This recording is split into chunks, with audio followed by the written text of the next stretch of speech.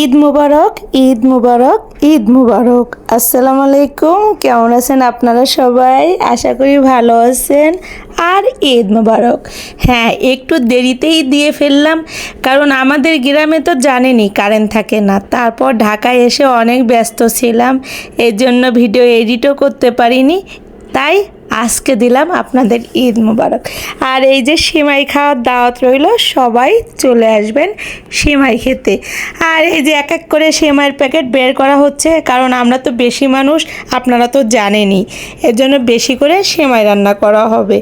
আর যেহেতু বাড়ির বউ আমি, আর তাছাড়া বড় বউ, তাই তো সিমাই রান্না করার দায়িত্ব আমারই। আর এই যে সকালবেলা যত কাজই থাকুক না কেন, সিমাইটা তো আমার রান্না করা লাগে। আর তরকারিও আমার রান্না করা লাগে, কিন্তু এবার অবশ্য আমি রান্নাবান্না করিনি তরকারি। অন্যবার আমি তরকারিগুলো রান্না করি, ভাত আর অন্য কাজগুলো অন্যরা করে। কিন্তু এইবার আমার আর কি তরকারিও রান্না করা লাগেনি, কারণ আমি এবার খুব মানসিকভাবে অসুস্থই ছিলাম, কারণ আমার আব্বু মারা গেছে, এটা তো আপনারা জানেনই। যাই হোক, ঈদের দিন এত কথা নাই বা বলি, তো আর সিমাইটা তো আর ওদের হাতে দেওয়া যায় না।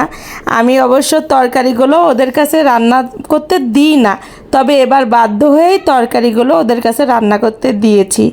তা যাই হোক, এই বেশি কথা বলবো না, এই যে চলে আসলাম সিমাই রান্না করতে। তো সিমাই রান্না করার জন্য এই যে এখন আমি দুধগুলো আর কি গরম পানি দিয়ে আগে এইগুলো করব। তার কারণ আমি যদি কড়াইয়ের ভিতর দিয়ে দিতাম, তাহলে কিন্তু দলা দলা বেঁধেই যেত। তো এজন্য আমি আলাদা করে বাটিতে আগে এই দুধটা সম্পূর্ণ গুলায় নিচ্ছি। আর ওদিকে তো আমাকে ডাকাডাকি শুরু করে দিছে, তার কারণ আপনাদের ভাইয়ারা গোসল করে আসছে, তাদের জামা কাপড় বের করে দিতে হবে। বিশাল একটা তাড়াহুড়া লেগে যায় ঈদের দিনকে সকালবেলা। এদিকে রান্না, ওদিকে ওদের জন্য সব বের করানো, ওদের সকালবেলা গোসল করানো, খুব একটা বিশাল ঝামেলা। তো ওদিকে কিন্তু ডাকাডাকি চলছে আমার, আমি এদিকে ঝটপট করে করতেছি, কারণ আমার ওখানে যাওয়া লাগবে। আপনাদের ভাইয়ার অবশ্য ভুল করে, হ্যাঁ, একটা মজার কথাই শেয়ার করি।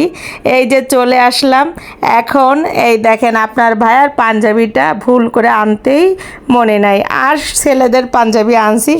এখন আপনার ভাইয়া বলে কি পরবো, তো কি আর করার, শার্ট পরেই সে যাবে।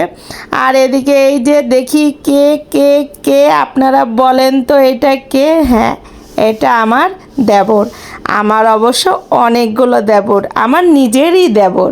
হ্যাঁ, তাই এই যে দেবর দেখেন একদম আমারে বলতিছে ইয়া হাবিবি, ইয়া হাবিবি, বলতিছে কি যে ভাবি আমাকে একদম সৌদির মতো লাগতেছে না? আমি বলছি হ্যাঁ অবশ্যই, তুমি যদি খালি একটু রুমালটা আনতে, তাহলে পুরো মনে হতো যে তুমি সৌদি থেকেই আসছো। হ্যাঁ, আর দেবর খুব খুশি। এই দেখেন দেবর ঘুরতেছে ফিরতেছে আর আমাকে একটু দেখাচ্ছে। এদিকে আমার ছোট দেবরও চলে আসলো। ছোট দেবর এটা একদম ছোট।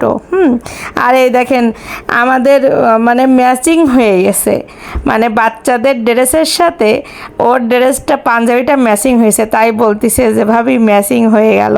আমি বলছি হ্যাঁ ম্যাচিং হয়ে গেছে, কিন্তু আমরা আর এদিকে জানি না যে ম্যাচিং হয়ে যাবে। এই দেখেন বাচ্চাদের সাথে ম্যাচিং।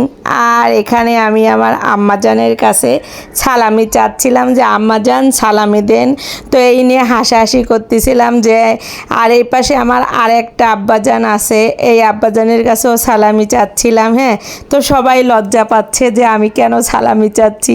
পরবর্তীতে অবশ্য আমি ওদেরকে সালামি দিছি। হ্যাঁ, এই হলো কথা। আর এই যে আমার ছেলে দেখেন টিস্যু নিয়ে এসে আমাকে বলতেছে আম্মু এই যে তোমার সালামি। হ্যাঁ, অনেক দুষ্টু হয়েছে। আর এই যে টুপিগুলো সব বের করে এখন ওরা সব রেডি হয়ে চলে যাবে। আপনাদের ভাইয়া অবশ্য পাঞ্জাবি পরতে পারলো না, কারণ ভুল করে আনতে পারিনি, আসলে তাড়াহুড়া করে গোছাইছি তো। আর এখানে সবাই রেডি হয়ে গেছে, এখন ঈদের নামাজ পড়তে যাবে ওরা অবশ্য সব ভাইরা মিলে। আর এটা আমার বড় মেজো ভাসুর, তো এরা সব ভাইরা মিলে একসাথেই নামাজে যায়, ঈদের নামাজে। হ্যাঁ, এখন আমি চাচ্ছি খুচরা টাকা আমার দেবরের কাছে। তো বলছে হ্যাঁ ভাবি, যদি 500 টাকা দিই তাহলে 1000 টাকা তাকে দেওয়া লাগবে। হ্যাঁ, তো ডাবল। এই নিয়ে হাসাহাসি করতেছি। আর আমি অবশ্য অরিজিনাল ভয়েসটা শোনাইতে পারলে অনেক বেশি ভালো লাগতো, কিন্তু এখানে সাউন্ড হচ্ছে, গান বাজনা হচ্ছে, এর জন্য অরিজিনাল সাউন্ডটা শোনাইতে পারলাম না। এই যে বলে, এই দেখেন আমাকে দেখিয়ে আবার লুকায় রাখলো। হ্যাঁ, বলে এই দেখেন আমার কাছে আছে খুচরা টাকা, কিন্তু যদি 500 নেন 1000 টাকা দেওয়া লাগবে। এই না হাসাহাসি চলতেছে। আমি বলছি দাও না ভাই, দাও না। বলছে না, দেওয়া যাবে না, কোনোভাবেই দেওয়া যাবে না, শুধু আপনাকে দেখানো যাবে। তাই তো একটু পর পর পাঞ্জাবি উঁচু করতেছে আর আমাকে দেখাচ্ছে। কেউই দেখেন এখনও উঁচু করে দেখায়, কি দুষ্টু। লাস্ট পর্যায়ে আমি যখন চলে আসতেছি তখন বলে এই নেন ভাবি। হ্যাঁ, তাও আমাকে 400 টাকা দিছে, 500 টাকা দিনই, বলে ভাবি আর 100 পরে দিব। হ্যাঁ, অবশ্য আমার কাছে টাকা আছে, কিন্তু খুচরা টাকা নাই। আর বাচ্চাদের হাতে দেব, ছোট ছোট বাচ্চাদের হাতে, বড়দের হাতে নাই বা দিলাম, কিন্তু ছোটদের হাতে তো দেয়াই লাগবে। তাই এই যে সবাই দেখেন কাদা ভেগে সবাই যাচ্ছে নামাজে। আর এদিকে আমার ছোট ছেলের জন্য আপনার ভাইয়ার লেট হচ্ছে। এই যে এই দেখেন, ছোট ছেলেকে রেডি করতে যেই আপনার ভাইয়ার লেট হইল। তো আর কী করার, এই যে চলে যাচ্ছে। আমি আপনার ভাইয়াকে আবার সেন্টে দিলাম যে একটু ওদের লাগিয়ে দিল। তো আপনার ভাইয়ের কাছে আমি টাকা চাচ্ছি যে খুচরো টাকা থাকলে দাও, ওদেরকে দিব, বাচ্চাদেরকে দিব। আপনার ভাইয়া বলে আমার কাছে নাই। আর কি সবার কাছেই খুচরো টাকা সংগ্রহ করতেছি, কারণ পিচ্চি বাচ্চা তো বড়, মানে অনেক বড়, মানে পিচ্চি বাচ্চা অনেক, তাই সবার কাছে সবাই বলতেছে যে তোমার কাছে আছে, ওই যা আছে তাই দাও, আমার কাছে কোনো খুচরো টাকা নাই। হ্যাঁ, 500 টাকার নোট আছে। আমি বললাম কোথায়? এই যে এই দেখেন, এই টাকাগুলো সব আমাকে এখন দিয়ে যাচ্ছে যে তোমার যাকে যাকে মন চাই দিয়ে দাও। হ্যাঁ, তো আমি তো ওই খুচরা টাকাও, মানে সবাইকে তো আর 500 টাকা দেবো না, কাউকে 100 টাকা দেবো, কাউকে 200 টাকা দেবো, কাউকে 500 টাকা দেবো। তো ওইভাবে রাখলাম। ভুল হয়ে গেছে, খুচরো টাকাগুলো আনার দরকার ছিল।